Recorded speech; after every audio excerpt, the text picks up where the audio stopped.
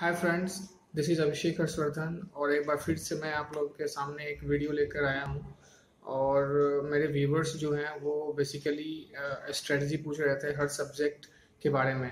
तो बताने के लिए बहुत सारे चीज़ें हैं जो मैं एक वीडियो में नहीं बता सकता हूँ, इसलिए मैं वन बाय वन करके वीडियो लाऊंगा। आज के इस वीडियो में मैं आप लोग को बताऊंगा इंग्लिश स्ट्रेटजी के अंदर मैं सिनोनिम्स एंटोनिम्स कैसे प्रिपेयर किया और उसमें पूरे मार्क्स कैसे आप ऑब्टेन कर सकते हैं। मैंने सिनोनिम्स और एंटोनिम्स के लिए अरिहंत का बुक लिया था और सिनोनिम्स और एंटोनिम्स करके एक बुक आता है रिटन बाय रोशन तोलानी। ये है इसका फ्रंट पेज। ये आप लोग मतलब रेफर कर सकते हैं इसको। ये बहुत ही बढ़िया बुक है। मैं इसको पूरा कवर टू कवर मैं याद कर गया था, लेकिन इसका मतलब ये नहीं है कि कवर टू कवर याद करने का मतलब कि सारे वर्ड्स डिफरेंट हैं। इसमें बहुत सारे ऐसे वर्ड्स हैं जो रिपीटेड हैं, बाद में रिपीटेड हैं। तो आप बिगनिंग में ही अच्छी तरह से अगर जो प्रिपेयर कर रहे हैं, रिवाइज कर रहे हैं, तो जो जब आप बाद में पहुंचेंगे इसको याद करने के लिए, तो आपको ये नहीं लगेगा कि हमने नया वर्ड सीखा है। आपको लगेगा कि हाँ, इसको मैं पिछली बार देख चुका हूँ, तो उसको आप लोग स्किप कर सकते हैं। उसके अलावा और कोई वर्ड्स है उसी सिनोनिम्स का, तो उसको आप याद करेंगे। ऐसे वोकैब का जो आपका पावर है, जो आपका स्टॉक है, वो बढ़ता जाएगा।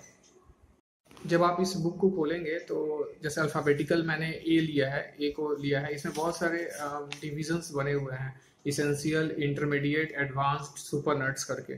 तो ये सब लेवल है इसके अकॉर्डिंग, इस राइटर के अकॉर्डिंग इस लेवल को दिया गया है।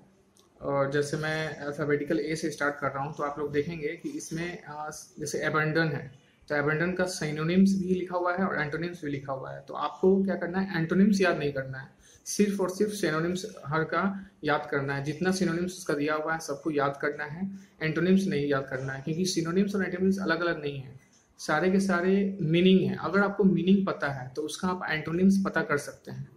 इसलिए antonym synonyms is not different things, both are basically same, but you have to learn meaning properly. अगर आपको मीनिंग पता है तो मीनिंग के अकॉर्डिंग आप उसको एडजस्ट कर सकते हैं, कौन सा इसका उल्टा होगा, कौन सा इसके पर्यायवाची होगा।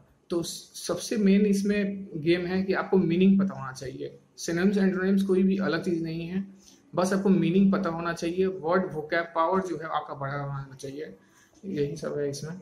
मेन थिंग इसमें है कि आप लोग वर्ड मीनिंग कैसे याद करेंगे, क्योंकि मेरे साथ क्या हुआ था कि मैं हर वर्ड का एक उसका सिनोनिम है, उसको रट जाता था।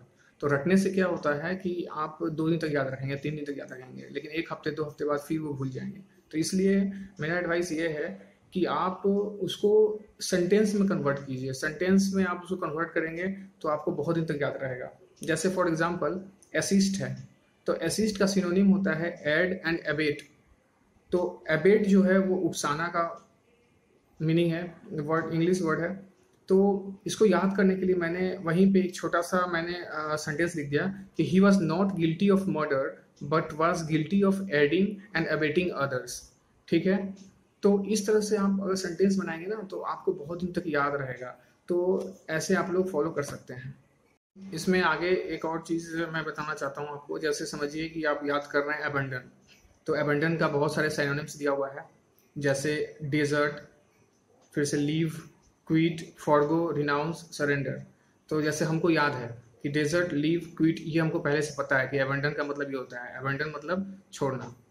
तो लेकिन फॉरगो नहीं पता है, रिनाउंस नहीं पता है, सरेंडर पता है। तो इसमें क्या करेंगे आप लोग कि दोनों में से कोई एक याद करेंगे अभी फिलहाल के लिए, ये नहीं कि आप दोनों याद करेंगे। जैसे फॉरगो है तो फॉरगो आप लोग याद करेंगे, रिनाउंस को अभी छोड़ देंगे। ये मत सोचिए कि फॉरगो रिनाउंस दोनों याद कर लिए और आगे बढ़ते हैं। इससे क्या होता है ना कि बाद में आप लोग भूल जाएंगे, कंफ्यूज हो जाएंगे, कहाँ हम कौन से याद किए थे। तो फॉरगो याद कर लेंगे। अगर फॉरगो का एक सेंटेंस बना लेंगे, वहीं पे छोटा सा पेंसिल से लिख लेंगे अपने लैंग्वेज में कोई भी सेंटेंस फॉरगो का, फॉरगो यूज होना चाहिए उस सेंटेंस में, फॉरगो का यूज होना चाहिए, वो आप लिख लेंगे सेंटेंस वहाँ पे। और इस तरह से हर वर्ड के लिए आप कर सकते हैं। किसी भी नेक्स्ट वर्ड में जाएंगे, जैसे एबॉलिश है, तो एबॉलिश में जो आप जानते हैं वो ठीक है, लेकिन जो नहीं जानते हैं, समझिए आप 2-3 नहीं जानते हैं, तो उसमें से बस एक ही आपको याद रखना है और एक ही सेंटेंस उसको उसके ऊपर लिख देना है। हम एक याद करने के लिए इसलिए बोल रहे हैं क्योंकि आगे चल के जब इसमें आप आएंगे तो अल्फ़ाबेटिकल जैसे इसेंशियल इसमें है। जो आप बुक यूज़ करेंगे ये वाला रोशन तोलानी वाला, तो इसमें इसेंशियल करके है, इंटरमीडिएट करके है, एडवांस और सुपरनट्स 3 कैटेगरी में बांटा गया है। तो हर कैटेगरी के लिए अल्फ़ाबेटिकल स्टार्टिंग है ए से जेड तक, फिर इंटरमीडिएट में आइएगा वहाँ भी ए से जेड तक है। तो अगर आप यहाँ पे एबेंडन यूज़ याद किए हैं तो जब आप इंटरमीडिएट में जाएंगे तो उसमें क्या है कि उसमें भी कहीं ना कहीं आपको लीव, क्विट या फॉरगो का सिनोनिम्स है। तो वहाँ पे क्या होगा ना कि आपको फॉरगो पहले से कंठस्थ हो चुका है, सेंटेंस में लाके आप एकदम कंठस्थ कर चुके हैं कि फॉरगो का ये मीनिंग होता है। तो उसके अलावा जो वहाँ पे मीनिंग होगा ना, फिर आप उसको याद करेंगे, एक ही याद करेंगे, बस एट ए टाइम वन याद करेंगे। इस तरह से आप फॉलो करेंगे ना तो आपको हर वर्ड का ना एक कमांड हो जाएगा, मतलब एक एक करके याद करेंगे तो हर वर्ड का एक कमांड हो जाएगा और वो आपके लिए बहुत बेनिफिशियल रहेगा, बहुत दिनों तक याद रहेगा। इस तरह से आप करेंगे तब इस तरह से आप बढ़ते जाएंगे, सब रिपीट होते जाता है। इसमें वर्ड्स जो है बहुत सारा रिपीट हुआ है, इसलिए घबराने की जरूरत नहीं है कि बस एक ही याद कर रहे हैं तो फिर कैसे याद हो पाएगा टोटल का टोटल। इसमें थोड़ा सा भी घबराने की जरूरत नहीं है, बहुत सारा वर्ड्स आगे रिपीटेड है, बहुत रिपीटेड है। जो अनरिपीटेड है उसको आप याद कर लेंगे। इस तरह से आप फॉलो करते चलेंगे। एक और तरीका हम बता रहे हैं आपको, जैसे बाद में जैसे जैसे हमको अनुभव हुआ कि मतलब क्या इसमें कैसे और इम्प्रूव कर सकते हैं, कैसे टाइम को हम बचा सकते हैं, क्योंकि लिखना थोड़ा सा कम्बरसम था मेरे लिए, अब लिख के याद करना ये सब। तो वहाँ पे आप क्या कर सकते हैं, जैसे मैं मोबाइल स्मार्टफोन यूज़ करता था, तो जैसे कोई वर्ड नहीं समझ में आया तो सेंटेंस अपने से बनाने के बजाय मैं फॉरगो गूगल कर लेता था। तो गूगल करने के बाद हर वर्ड का एक नीचे मीनिंग आता था। अगर नहीं आ रहा है तो फिर कहीं और भी गूगल में साइट आता था, विक्शनरी हुआ, कैम्ब्रिज हुआ, तो उस पर क्लिक करके मैं देखता था तो उसका एक सेंटेंस आता था, बना हुआ सेंटेंस आता था ऑलरेडी। तो उसको मैं स्क्रीनशॉट लेता था और स्क्रीनशॉट करके ऐसे करते करते मेरे पास 1000 1500 स्क्रीनशॉट्स हो गए थे, सिनोनिम्स का, एंटोनिम्स का, या फिर आगे चल के इडियम्स का भी। तो इस तरह से जब भी मैं फ्री टाइम होता था या फिर कभी मैं लंच करने जाता था तो रास्ते में एक बार देख लिया करता था कि क्या है क्या नहीं। तो सेंटेंस हमेशा याद करते थे हम, वर्ड से थोड़ा सा भी रिलेशन नहीं था, बस सेंटेंस आप याद कीजिए, उस सेंटेंस का मीनिंग समझ आएंगे, आप वर्ड का एकदम कंठस्थ मीनिंग हो जाएगा, कभी भी आप नहीं भूलेंगे उसको। इसमें क्या है कि जो सिनोनिम्स एंटोनिम्स का बुक है, ये मत समझिए आप लोग सिर्फ इससे सिनोनिम्स और एंटोनिम्स ही आपका प्रिपरेशन हो रहा है, इसलिए ये सब दिमाग से निकाल दीजिए। इससे क्या हो रहा है कि आपका एक आता है एसएससी में मिस स्पेल्ड वर्ड को ढूंढना होता है कि कौन सा स्पेलिंग गलत है। तो ऐसा भी क्वेश्चन आते हैं, अच्छे खासे क्वेश्चन आते हैं और अच्छे अच्छे वर्ड्स दिए रहते हैं। तो जब भी आप इसमें वर्ड कोई कोई टेढ़ा मेढ़ा वर्ड हुआ या कोई मतलब कि टफ वर्ड हुआ आया, तो उसको आप लोग एक मन में एक बार उसका स्पेलिंग आप लोग देख लेंगे, ठीक है, कि क्या स्पेलिंग है इसका, क्योंकि स्पेलिंग का भी इससे प्रैक्टिस हो जाएगा, क्योंकि क्वेश्चन पूछता है स्पेलिंग का, तो इससे भी आपको प्रैक्टिस हो जाएगा कि स्पेलिंग का कैसे हम करेंगे।